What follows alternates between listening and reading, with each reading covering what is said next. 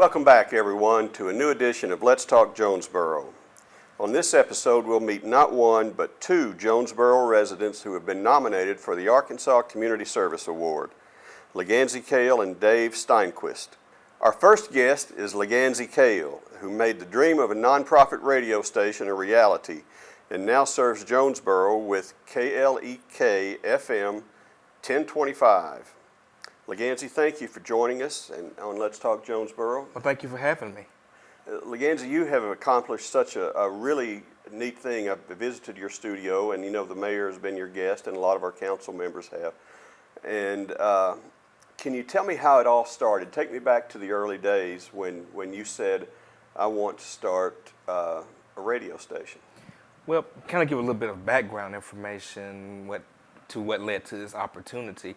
In 2010, grassroots organizations, there were three of them. There was the Prometheus Radio Project, Common Frequency, and Rec Networks. All three of these groups had a concern about the state of radio, whereas large corporations own the majority of the radio stations in the country, and there was a lack of local voices on radio. So these groups petitioned Congress to pass the Local Community Radio Act of 2010, which was passed by Congress and signed into law by President Obama. And what this law did was authorize the Federal Communications Commission to create low-power FM radio stations for nonprofit groups. And they especially wanted minorities and Native American tribes to apply for these frequencies.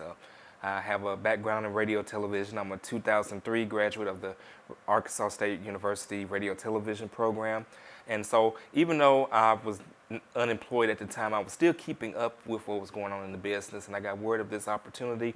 I did my research, and I found out about this opportunity, and it required a nonprofit organization to be formed to be the licensee and the owner of the station. So myself and some other people got together and found the Voice of Arkansas Minority Advocacy Council, and then we applied for a low-power license, and we were granted a construction permit. And one of the things that was really unique was that there was no one else that applied for the frequency, which I was really stunned.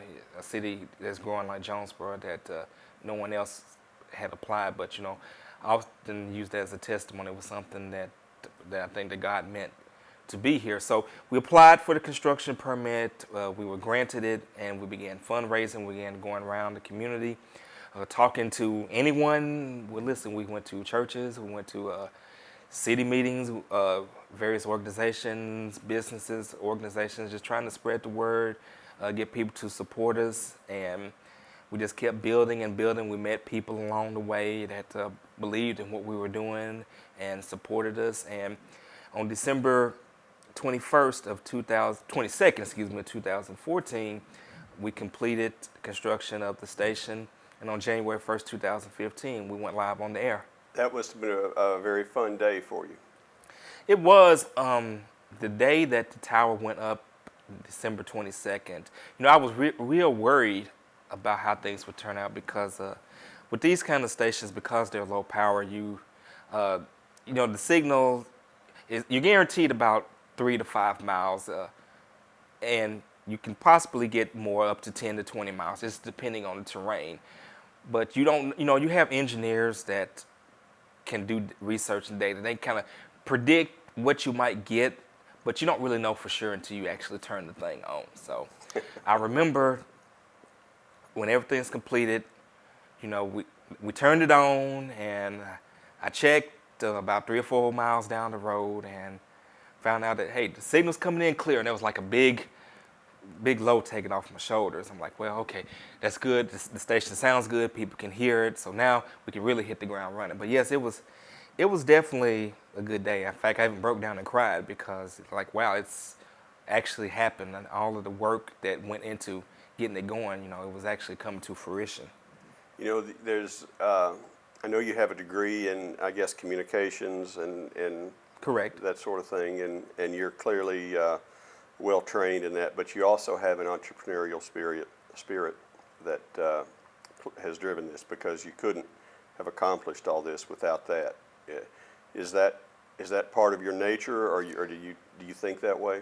Well, my father, he owned I'm originally from Helena, Arkansas. My father owned several businesses in Helena, so I guess you could say that there was a legacy of that. Even before starting the station, I always kind of just worked for myself as a DJ, booking myself out to do various events. In fact, that's what I pretty much did in college. I DJ'd many of the parties, many of the events for various organizations. So I've kind of always, in some way, shape, or form, kind of did my own thing. How long has KLEK been on the air, and what things have you added as you've gone? Well, KLEK officially launched at the stroke of midnight 2015, January 1st. So kind of like when we was getting the word out, we say when 2015 starts, so will we. And sure enough, we launched right at the stroke of midnight, January 1st, 2015. As far as the things that we've added, we continue to expand our educational programming. We have some syndicated programs such as Black Health Now and Focus on Women that caters to various parts of our educational mission of educating, entertaining, and empowering the community. But we've been able to add local educational programming as well. And it kind of goes back to what we said earlier about as we went on this journey, people believed in us and came on board. Like, for example, we have our Black History Moment, which is done by Dr. Sharice Jones Branch, who is a professor at Arkansas State University. We have our Learn Spanish Minute, which is done by Jen Ulua. It was originally done by Angie Abunza, who I know works for the city of Jonesboro. And we have our KLEK Legal Minute, which is done by a local attorney, Scott Wilhite. So that's been one of the things that we've been able to add, having local educational programming, people who are experts in their field who are lending their talents to help educate the community and make it a better place. And then another thing is by helping to provide local news, doing interviews with candidates for political office, city officials. Like you mentioned earlier, the mayor has been on a couple times. We have a monthly segment with Jonesboro Police Chief Rick Elliott. He takes calls. We talk about things with the police department. And that's one of the things that I'm very proud of is our relationship with the Jonesboro Police Department. One of the goals that I had and a goal that Chief shares is to increase the number of minorities on the police force. I'm a firm believer that the police force should reflect the makeup of the community. And I think when you do that, along with community-oriented policing, you reduce the chances of, bad situations that you've seen occur in other cities. And Chief has told me, because of allowing him to come on the air and because of announcements of police testing and me doing the Citizens Police Academy, that there has been an uptick in the number of minorities that are currently applying to be police officers. There's a current crop of officers being trained. They had 4 African Americans on there. They had a Hispanic. They had a Middle Easterner on there. And Chief told me that the group that just recently tested, there were 10 African Americans that applied. So I think that we continue just to add more of a local presence that is being done by local people that also care about this community. That's a fabulous thing, and your station gives voice to a lot of that. And but it serves a minority. It's designed, I guess, to serve a minority population, but it's also for the majority or white population in Jonesboro. You do a lot of things that serve everyone, and your purpose is for all Jonesboro. Well, absolutely. Like just starting with the music. Yes, even though the music is rhythm and blues, jazz, black gospel, stuff that is targeted primarily to African Americans, but the type of music that we play is music that all races can enjoy. Like for example, artists like Boyz II Men, Michael Jackson, Prince, rest in peace.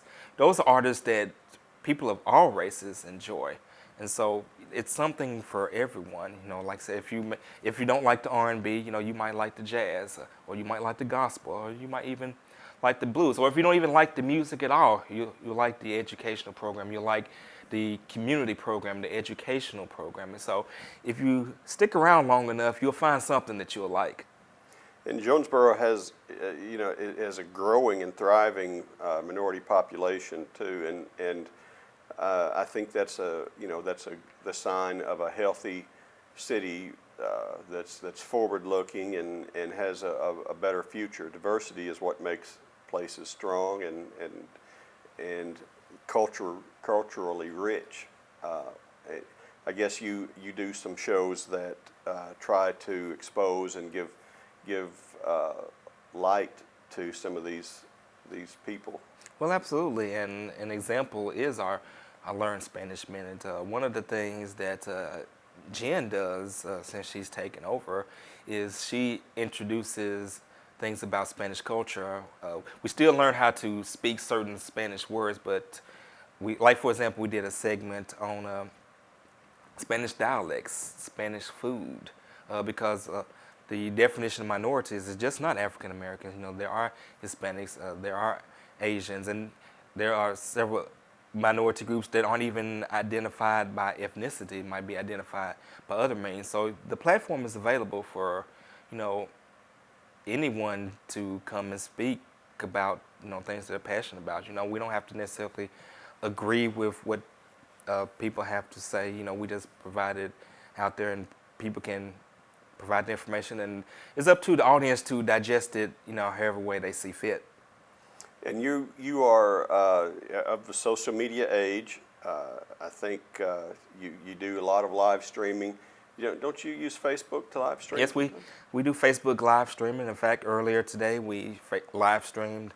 We had a 1-hour interview with Mr. Bobby Long and Dr. Richard Wayne, the current candidates for the Jonesboro City Council race. We live stream the city press conferences that the city conducts, other events going on around town. Sometimes we just may turn the camera on and just give people a glimpse into what goes on an average day with KLEK. But it's just another way to keep the audience engaged, because today you have to meet the audience where they are. Yes, a lot of people listen to the radio in their car, but you know, once you get out your car, you turn the radio off and you know, you go do something else. Well, by using social media and other means, you can still stay with that listener even after they may no longer actually be listening to the radio component of it. What would you like to do next? What's next for KLEK? Well, we would like to continue to serve the community. We would like to continue to grow and get more support and to just get more awareness out about what we're doing in the community. Now, LaGanzie, you're up for this award. Can you please tell us a little bit about it and what the prize is and what you're hoping to accomplish? Well, the Arkansas Community Services Awards is an award ceremony that's put on by Little Rock, KARK News, the Duncan Law Firm, the Office of the Governor, and I believe it's a few other groups that are involved with it. And basically, people from around the state are asked to submit nominations for people that they think should be deserving of this award. And actually, Mrs. Agnew of the city of Jonesboro actually submitted my name along with KLEK to be nominated for the award. And I was notified that we had been nominated, and then later notified that I became a finalist for the award. And because of that, got lots of recognition from all of the congressional delegation, Congressman Crawford, Senator Cotton, Senator Boozman, and Governor Hutchinson. And the ceremony itself is June 10th at the Governor's Mansion, and they'll announce the final winners. And I don't know exactly what kind of prize we will get. I know that each of the nominees will get a donation to a nonprofit of their choice. So in our case, you know, they will make a donation to our nonprofit, the Voice of Arkansas Minority Advocacy Council. But I'm just happy to be nominated for the award. I'm very humbled. I'm very honored to be nominated. But it's not just about me. I mean, yes, I may be the one that started it, but I consider it a nomination. And if we win an award for KLEK, because none of this would not have happened without the efforts of the volunteers that do what they do on a day-to-day basis to help keep KLEK going. Who are some of your volunteers? Can you tell us a little bit about them? Well, a couple of them I already mentioned that do our educational programming, like Jen Euler, who does our Learn Spanish Minute. She's also running for Miss Arkansas, so I hope that she wins that. Again, Dr. Sharice Jones Branch, who does our Black History Moment. We have Mr. Scott Wilhite, who does our KLEK Legal Moment. Then we have some of our DJs that perform on air for us, such as Veronica Chavez, who's on daily from 10 a.m. to 2 p.m. as Nika Chavez. Allie Hooks, who's on from 6 p.m. to 10 p.m. as Allie J. One volunteer that I want to point out is Brandon Tabor. He started with me from the beginning. He's on Saturdays from 2 to 6 p.m. He's now on at KASU doing mornings, and he credits being able to get that position because of the experience that he got with KLEK. So That's fabulous. and like I said, I know we have a limited amount of time, so could name several other volunteers, but I do just want to take the time to thank each and every volunteer. Even if I did not name you, I still want to thank each and every one of you because, again, none of this would be possible without you all. So if I didn't name you, it's just because we didn't have the time to go over everybody, but thank you to all that volunteer. Absolutely. Now tell us how people can follow you, how people can become KLEK fans. We're on all social media, Facebook, Instagram, Twitter, YouTube. Just search KLEKFM, and you will find us that way. You can check out our website, klekfm.org. Again, it's klekfm.org. You can also download our app. Our app is for Android or for iPhone, and it's a free app, and you can listen anywhere in the world. You can also go to the website if you would like to donate. We are a nonprofit, so your donations are tax deductible. If you would like to donate, you can do it via PayPal, or if you want to come by the station, the information is on the website as well. Our studio is at 1411 Franklin Street. If you would like to be a volunteer, if you ever had an interest in radio or media, then it would be a great opportunity for you if you would like to be a part of it. So once again, the website is klekfm.org and KLEKFM on all social media. If you want to follow us, friend us, like us, support us, donate, volunteer, or just anything that you would like to do to get involved with us, we would love to have you, and thank you for your support. Very nice. LaGanzie, thank you for taking time to be with us on Let's Talk Jonesboro, and best wishes to you and KLEK, and I hope we see you again soon. All right, well, thank you all for having me. Our next guest is Dave Steinquist. He's also a candidate for the Arkansas Community Service Award.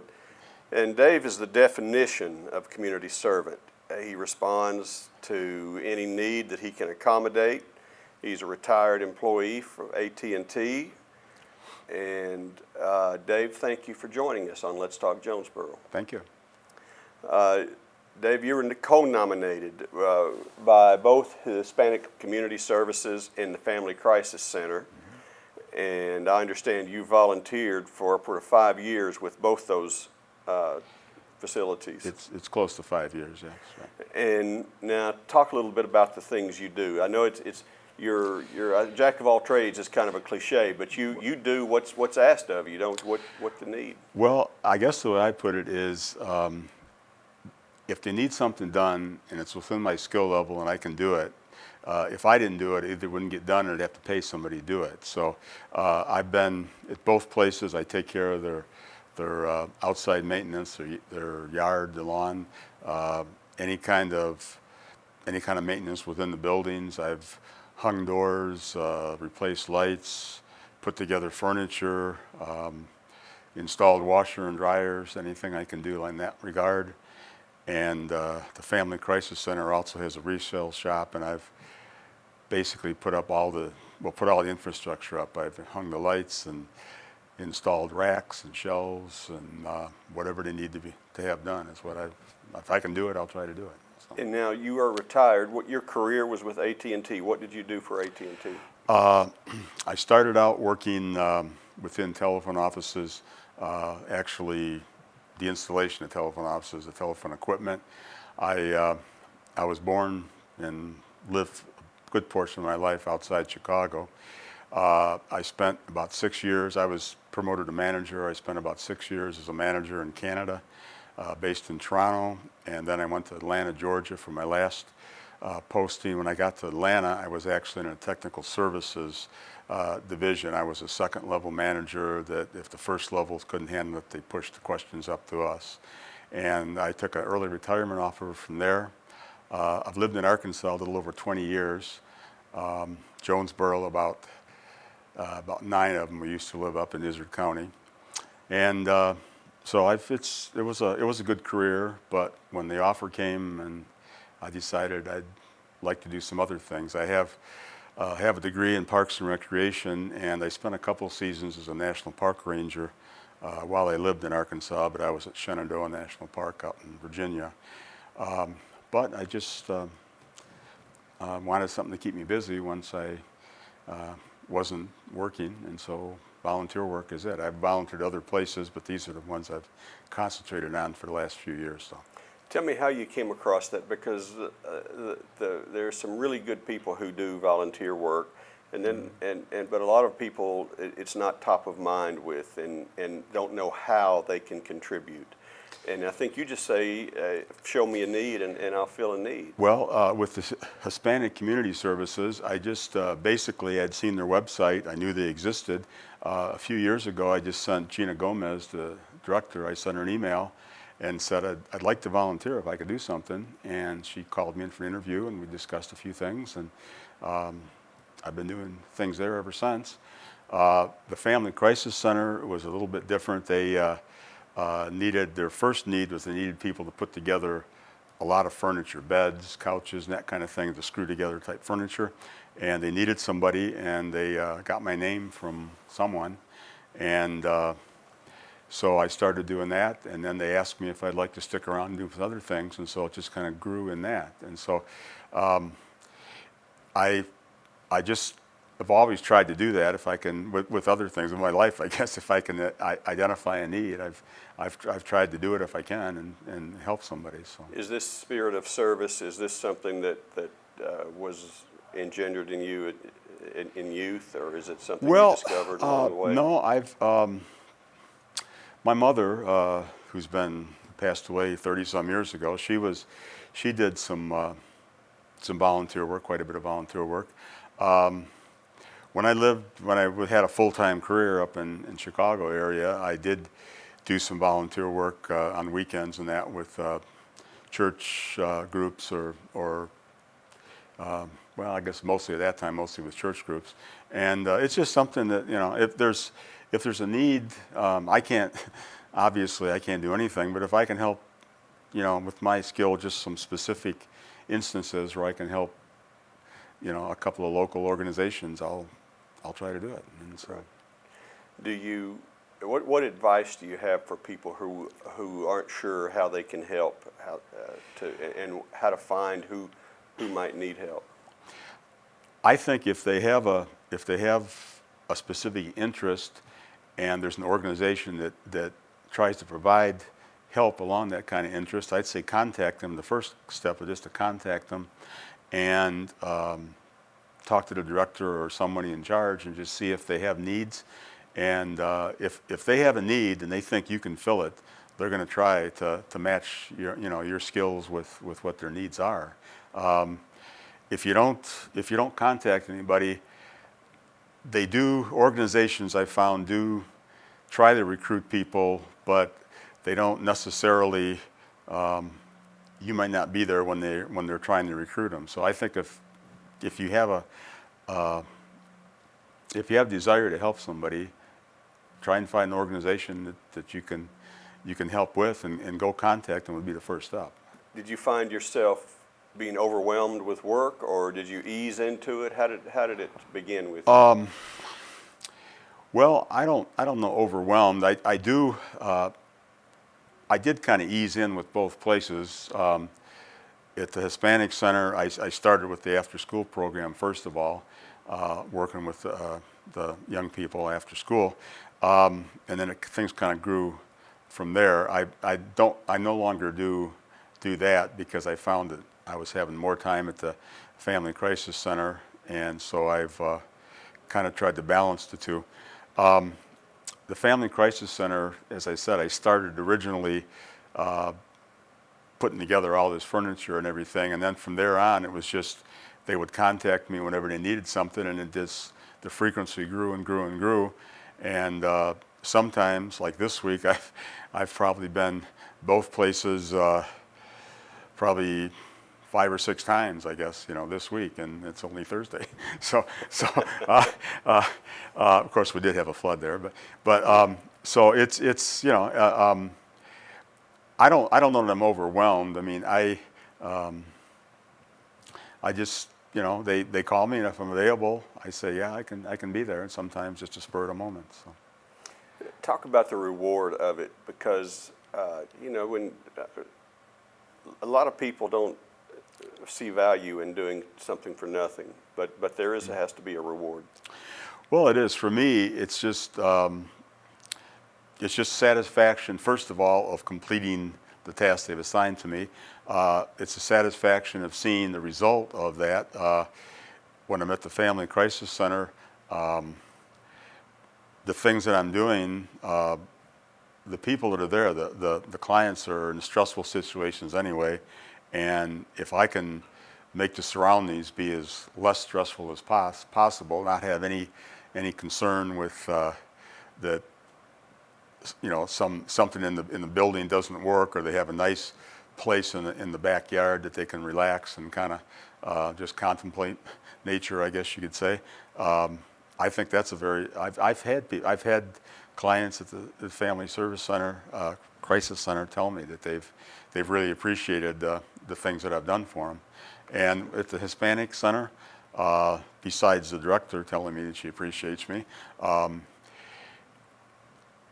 some of the things that I've done there, I mean, like I say, I don't work with the children anymore, but when I was there, it was kind of nice. I would help some of them with their reading or help them with their homework, and to see the result that they were actually, you know, maybe get a realization of something in their homework that I helped them find, or things like that. So it's just, I guess it's personal satisfaction from my standpoint is this, that I get to see results. I get to see that I think what I'm doing is worthwhile.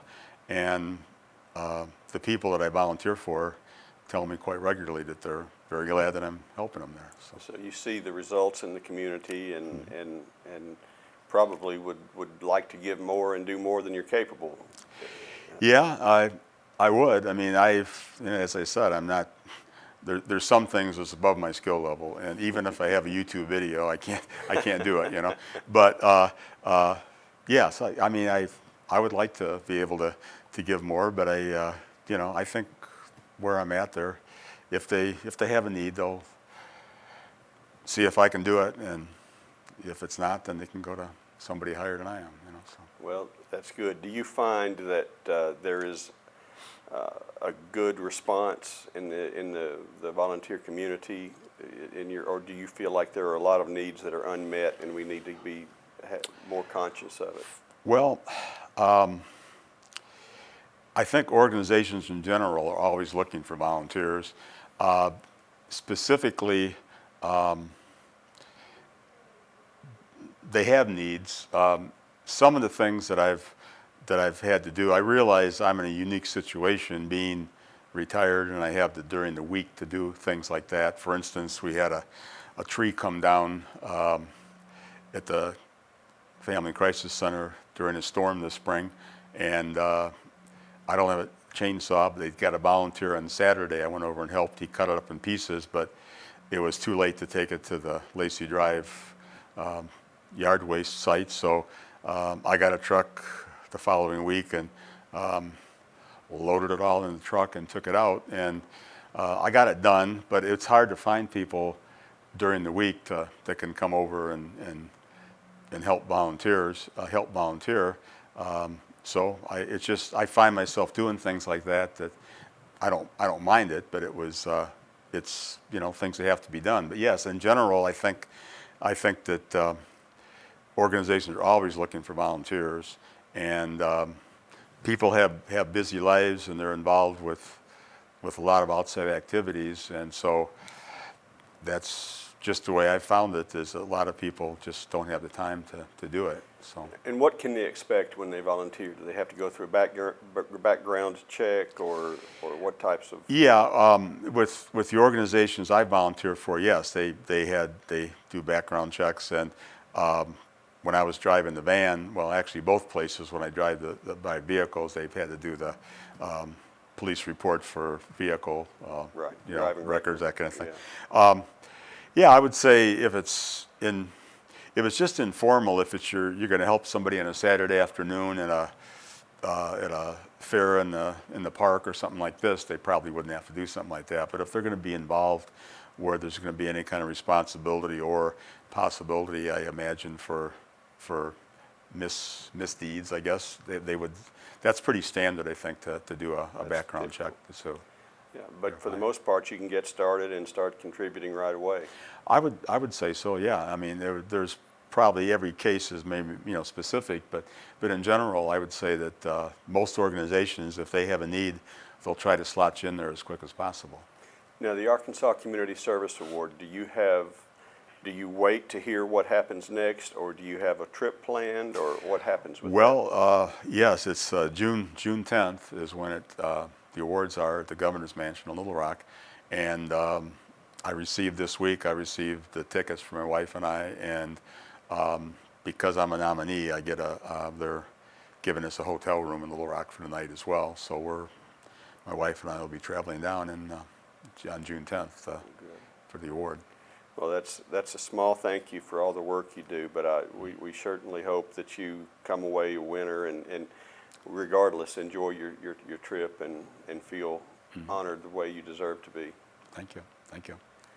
Thank you for joining us. That's Dave Steinquist, and that wraps it up, I guess, for this edition of Let's Talk Jonesboro, and we will see you next time.